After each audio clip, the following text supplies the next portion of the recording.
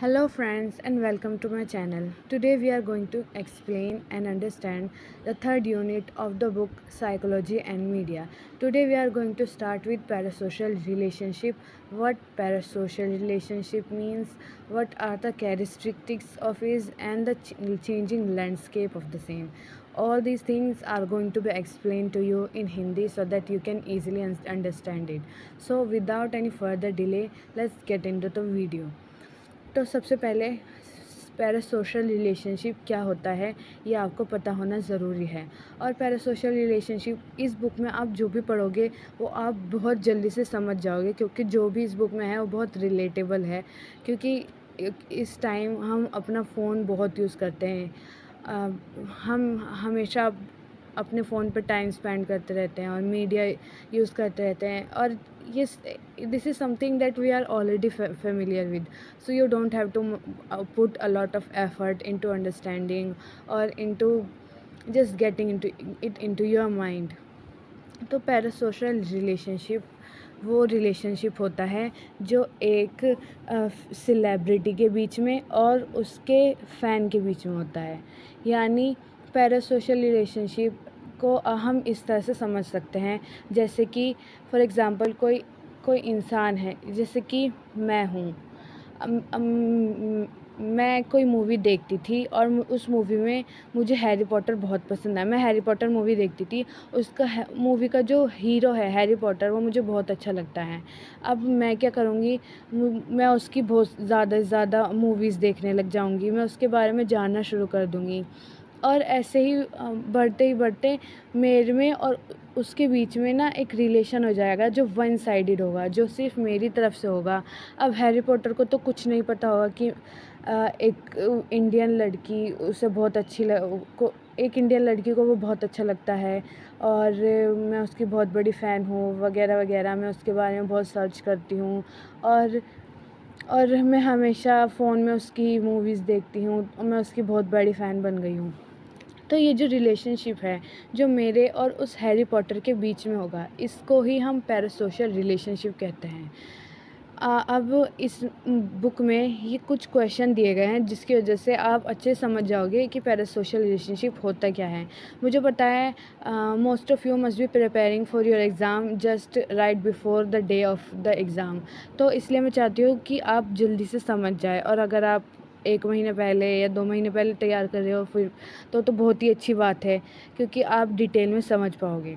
तो सबसे पहले इन क्वेश्चन को पढ़े पहले। Are you a fan of some celebrity? Who are they? Do you consider them as hero or your friend?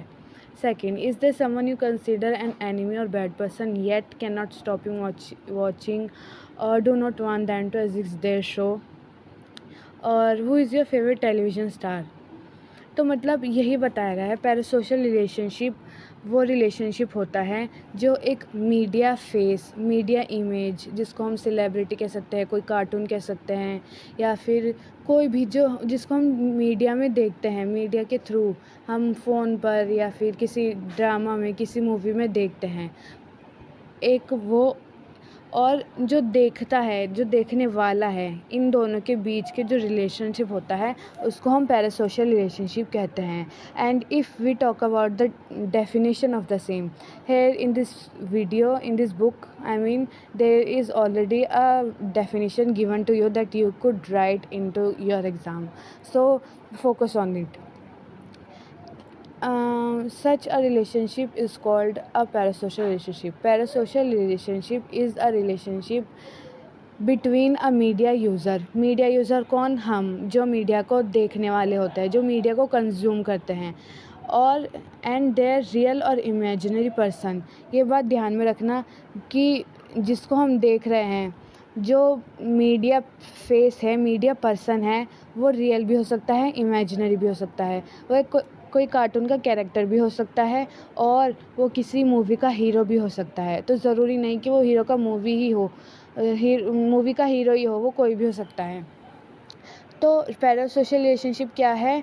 ये एक रिलेशनशिप है दो लोगों के बीच में। वो दो लोग कौन है? एक मीडिया यूज़र यानी हम, और दूसरा जो रियल और इमेजिनरी पर्सन है, जो जिसको देखा जा रहा है वो, which is mediated using a media platform. यानी ये होता कैसा है, ये रिलेशनशिप बनता कैसा है? ये relationship through the means of media बनता है, यानी या तो टेलीविज़न में देखने की वजह से, या रेडियो से, या गेम से, या फिर किसी कार्टून के चैनल से। यानी ये जो भी है वो मीडिया के मीन्स के थ्रू होता है। तो हम ये कह सकते हैं कि अगर आप फ़ोन पे या फिर कोई यूट्यूबर है जो आपको अच्छा लगता है, उस यूट्यूबर को आप देखने के लिए अपना फ़ोन तो उठाते हो ना। तो इसमें आपको समझना ज़रूरी है कि जो रिलेशनशिप है ये मीडिया के थ्रू होता है। ये कोई इन पर्सन वाला रिलेशनशिप नहीं होता। इसमें मीडिया का कोई किसी मीन्स का होना ज़रूरी है। टेलीविज़न, रेडियो, गेम और यूट्यूब और कुछ भी एनी अदर प्लेटफ़ॉर्म या फिर इंस्टाग्राम भी, ठीक है। Interestingly PSR can also be with fictional characters, यानी फ़िक्शनल का मतलब जो इमेजिनरी होते हैं, जिनको हमने जो मतलब रियल नहीं होते उनको फ़िक्शनल बोलते हैं। तो पैरासोशल रिलेशनशिप फ़िक्शनल भी हो सकता है, लाइक जैसे स्पाइडरमैन, सुपरमैन और कार्टून कैरेक्टर भी हो सकता है जिसको हम पसंद करते हैं, जो एग्ज़िस्ट नहीं करते in a human form, like Doraemon और नॉडी। तो आप समझ गए पैरासोशल रिलेशनशिप क्या है। यह एक रिलेशनशिप है दो लोगों के बीच में। किसके बीच में? एक वो जो मीडिया को यूज़ करता है, जो मीडिया के थ्रू देखता है कंटेंट को, और वो जिसको देख रहा है, हीरो को, हीरोइन को, कार्टून को, किसी को भी जिसको देख रहा है, इन दोनों के बीच का रिलेशनशिप पैरासोशल रिलेशनशिप कहलाता है। और ये इमेजिनरी भी हो सकता है, रियल भी हो सकता है। ये कोई हीरो भी हो सकता है, सलमान खान, शाहरुख खान, और बैटमैन, सुपरमैन, स्पाइडरमैन, और कोई कार्टून जैसे डोरेमोन, नोबिता, नॉडी, कुछ भी। Let's consider a few more statement. अब डिटेल में समझने के लिए अब इन एग्जांपल को लेते हैं। जैसे ये किसी का एग्जांपल है, I don't think Snap has ever said anything untrue or anything that did not happen or was false, not about anyone, I don't have any doubt about it. If we pay attention to these quotes, takes from to the Harry Potter fan sites of discussion forums, we can see how a character may emerge as a real entity from the pages of the book. यानी ये जो दो example लिए गए हैं ये किसी online forum से लिए गए हैं। ये जो भी स्टेटमेंट है ये हैरी पॉटर देखने वाले लोगों की है, जो हैरी पॉटर के साथ इतने ऑब्सेस्ड थे कि उनको ऐसे लगने लगे कि हैरी पॉटर असली में है, असली में एग्जिस्ट करता है। तो इसमें यही पता चलता है कि हाउ अ कैरेक्टर में emerge as a real entity from the pages of the books, यानी कि कोई फ़िक्शनल कैरेक्टर कैसे किसी भी इंसान के लिए जिसको उसे जो उसे पसंद आ गया हो, रियल इमेज बन सकता है। एक ऐसा जो एग्ज़िस्ट नहीं करता लेकिन उन लोगों के लिए एग्ज़िस्ट करता है जो उसको देखना पसंद करते हैं। These quotes are typical of several such posts posted on different fan sites about these two or other characteristics. This particular book, movie series, and other such shows or book throughout the cyberspace. These figures, real or imaginary, have come to life for their fans, and through the information available about these figures, fans believe that they know these figures and they are important and intrinsic part of their life. यानी जो लोग इन्हें पसंद करते हैं, जो fan हैं, मतलब उन्हें फ़ैन ही कहते हैं, उनके लिए ये लोग ऐसे हैं जैसे कि ये ज़िंदा हैं। यानी हैरी पॉटर वगैरह उनको ऐसा लगता है कि ये असली है जबकि असली नहीं है, और उनको ऐसा भी लगता है कि ये उनको उनके बारे में जो इन्फॉर्मेशन अवेलेबल है और उनकी मूवीज़ देख देख के इन लोगों को ऐसा लगता है कि ये उनको पहले से ही जानते हैं। तो पैरासोशल रिलेशनशिप ऐसा होता है। जैसे अगर हम इस डायग्राम को देखें, first described by Horton and Wall in 1956. A parasocial relationship is a kind of psychological relationship जो दिमागी रिलेशनशिप होती है। पहली बात तो ये कि उस कैरेक्टर को या फिर जो हीरो हीरोइन या कोई भी है, पहली बात तो उसको ये पता ही नहीं कि उसको कौन लाइक कर रहा है। दूसरी बात, जो लाइक कर रहा है वो एक तरफ़ा ही तो लाइक है, एक तरफ़ा मतलब ऑब्सेशन है। एक ही इंसान दूसरे इंसान को प्यार करता है, और जो मीडिया यूज़र है उसे ही पता है, जो जिसको लाइक किया जा रहा है उसको कुछ नहीं पता।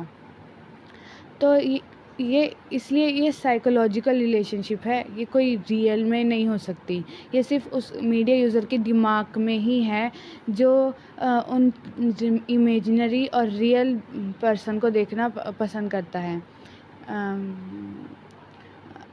Psychological relationship experienced by a member of an audience in their mediated encounters with certain performers in the mass media, particularly on television. Since then, the definition of mass media has expanded far and wide to include much more advanced and interactive platforms. अब अब हमें ये तो पता चल गया कि parasocial relationship क्या होता है। अब हम बात करेंगे कि पैरासोशल रिलेशनशिप के कैरेक्टरिस्टिक्स क्या होते हैं। सबसे पहले कैरेक्टरिस्टिक्स का मतलब होता है किसी की खासियत, यानी पैरासोशल रिलेशनशिप की खासियत क्या है। तो इसमें 5-6 पॉइंट है, और अगर मैं from the exam point of view if I talk about this entire session, I think this might appear in your examination, whenever you are appearing in your exams. I think it might appear containing 10 or more than 10 marks or 20 even.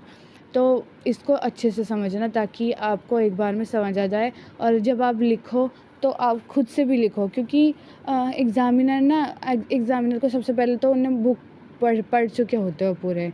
वो चाहते हैं कि हम जो exam लिखते हैं हम student से, वो चाहते हैं कि हमने किस तरह से उस बुक को समझा है।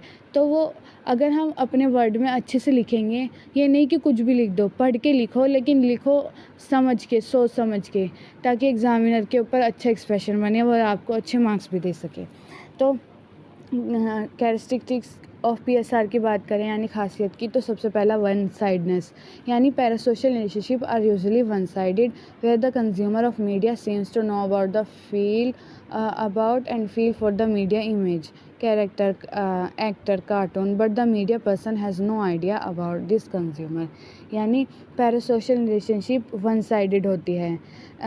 जिसको पसंद किया जा रहा है उसको तो नहीं पता कि उसे कौन पसंद कर रहा है, लेकिन जो मीडिया यूज़र है उसे ही पता है कि वो किसको प्यार करता है, मतलब किसको पसंद करता है, कितना उसके बारे में सर्च करता है। तो इसमें वन साइडनेस होता है, क्योंकि जो अडोरेशन होता है, जो एडमायरेशन होता है, वो सिर्फ मीडिया यूज़र की तरफ से होता है। वो मीडिया पर्सन मीडिया इमेज की तरफ से कुछ नहीं होता, उसे कुछ नहीं पता होता। तो consumer of media seems to know about and feel for the media image, यानी जो हम कंज्यूमर कहलाते हैं।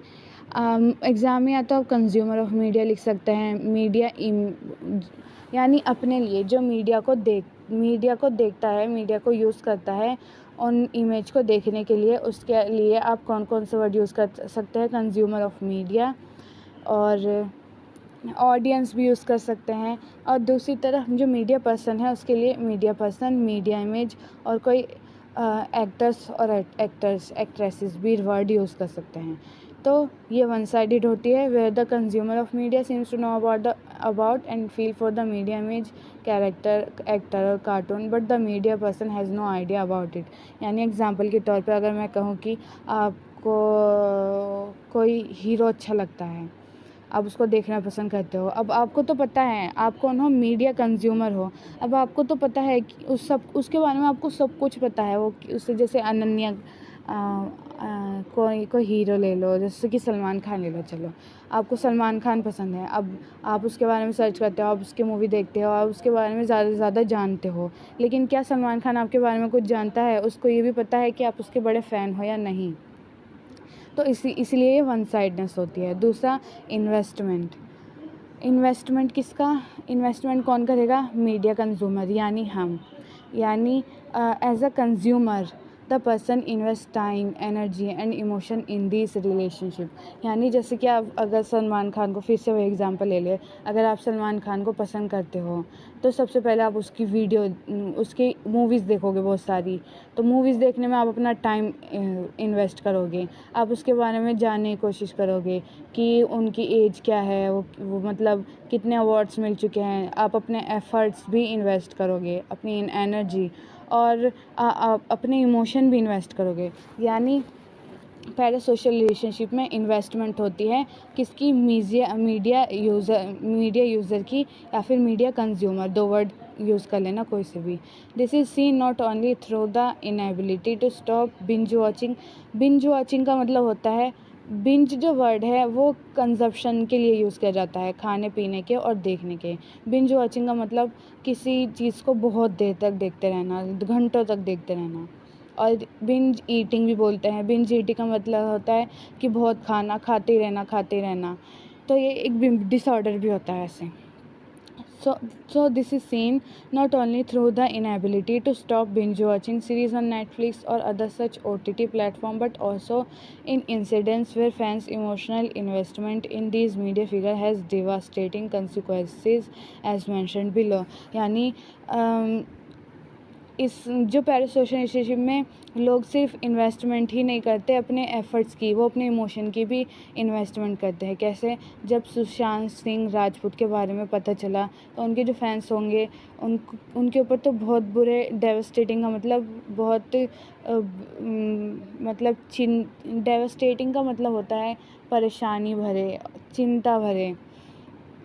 अच्छा वर्ड है, आप एग्ज़ाम यूज़ कर लेना। कंसिक्वेंसेस का मतलब है परिणाम।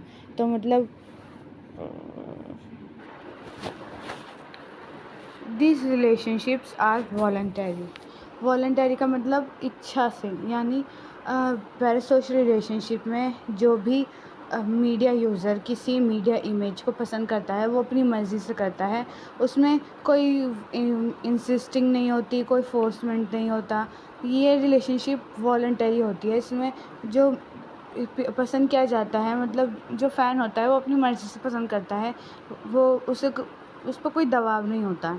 PSR are voluntary relationships, much like other voluntary relationship in our real life. We can choose the media figure we choose to invest it or not invest in। यानी ये relationship जैसे real life की relationship होती है वैसे ही होती हैं। इसमें जो मीडिया यूज़र है उसके ऊपर होता है किस मीडिया फिगर को चूज़ करे।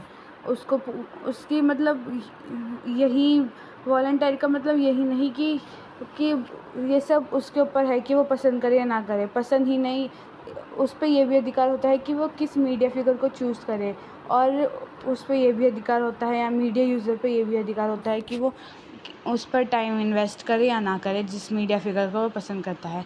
We can also choose to move away from a media figure we previously liked but no longer do.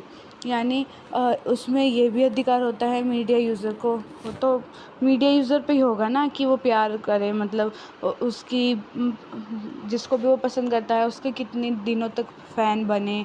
और अगर वो जो भी मीडिया फिगर है वो मतलब अब वो फेमस नहीं है जितना वो पहले फेमस था, तो अब क्या होगा, जो मीडिया यूज़र होगा वो उसको पसंद करना कम कर देगा या फिर बंद भी कर देगा और किसी दूसरे मीडिया फिगर को पसंद करना शुरू कर देगा। तो ये पूरी की पूरी ये रिलेशनशिप वॉलंटरी होती है। वॉलंटरी का मतलब इच्छा से होती है। फोर्थ फैक्टर है media affecting interpersonal attraction apply to PSRs। यानी फैक्टर अफेक्टिंग, यानी इंटरपर्सनल अट्रैक्शन अप्लाई जो होता है मतलब PSR में, उसके जो फैक्टर है वो अफेक्ट होते हैं किससे। पहला तो फैक्टर ये अफेक्ट होता है कि we are more likely to develop a PSR with a person who is similar to us. यानी पैरासोशल रिलेशनशिप हम उसके साथ, उस मीडिया इमेज के साथ ज़्यादा बनाना पसंद करेंगे जो हमारी तरह हो, या तो हमारी तरह दिखता हो या फिर उसकी आदतें हमारी तरह हो, है ना। जैसे कि कोई नाटक में कोई कैरेक्टर दिखाते हैं जो बहुत बातूनी होता है, तो जो रियल लाइफ में लड़का इंसान मतलब बातूनी होगा और वो इसको देखता होगा तो वो उसके साथ पैरासोशल रिलेशनशिप क्रिएट कर लेगा खुद ब खुद। तो यही इसमें समझाया जा रहा है कि उसके जो फैक्टर है वो इफ़ेक्ट हो रहा है इंटरपर्सनल अट्रैक्शन से।